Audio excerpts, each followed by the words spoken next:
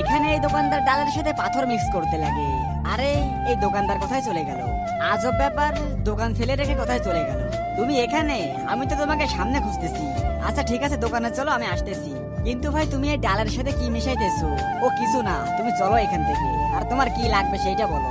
আমার 1 কেজি ঘি আর 1 কেজি চাল লাগবে। আচ্ছা ঠিক আছে, তুমি এখানে বসো, আমি নিয়ে আসছি। আব্বে ওইদিকে কি দেখতেছি? এইখানে আই। ভাইজান একটা কথা বলবো? হ্যাঁ বল। আপনি এই ডালের সাথে পাথর কেন মিশাইতেছেন? তোর কি মাথা খারাপ? আমাকে দেখে কি হারামি মনে হচ্ছে? ডালে পোকা ধরেছিল, তাই আমি ওষুধ দিচ্ছিলাম। এই নাও তোমার 1 কেজি চাল, আর এই নাও 1 কেজি ঘি। কত টাকা হয়েছে? 800 টাকা। কিছু তো গন্ডগোল অবশ্যই আছে। মালিক, চালের গাড়ি এসে গেছে। আচ্ছা ঠিক আছে, গোডাউনে রাখ। আমার কথা শোন, আমি ডালে পাথর মিশিয়ে দিয়েছি, আর এই বাকি পাথরগুলো তুই চালের সাথে মিশিয়ে দোকানে নিয়ে আই। মালিক একটা কথা শুনেছেন? কিসের কথা? যেমন কর্ম করবেন তেমন ফল পাবেন। হ্যাঁ শুনেছি তো। তাহলে আপনি এইসব জিনিস কেন মিশাইতেছেন?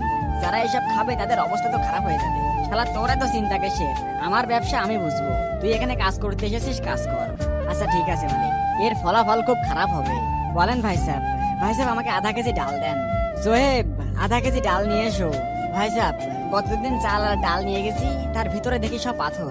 ভাই সাহেব কি আর বলবো, সবাই এখন মিশ্রণ শুরু করছে। আমরা আর কি করব? কোম্পানি থেকে যে মাল আসে আমরা ওভাবেই বিক্রি করি। কত টাকা হয়েছে? 100 টাকা দেন। কি? আচ্ছা ঠিক আছে, আমি এখনই আসতেছি। জোহেব তাড়াতাড়ি আমার গাড়ি বের করো, তাড়াতাড়ি বাড়িতে চলো। কি হয়েছে? আরে তুমি তাড়াতাড়ি চলো। ডাক্তার সাহেব, আমার বাচ্চার কি হয়েছে? আজকে দেখবো কে শয়তানকে হারিয়ে মাকে জিতে দেয়। মাকে ভালোবাসলে ভিডিওতে একটা লাইক করে চ্যানেলটিকে সাবস্ক্রাইব করে দাও। আর শয়তানকে ভালোবাসলে কিছু করতে হবে না। বাবু কি হয়েছে তোমার? রিপোর্ট অনুযায়ী তোমার বাচ্চার কিডনিতে পাথর পড়েছে। আরে এইটুকু বাচ্চার কিডনিতে পাথর কিভাবে পড়তে পারে?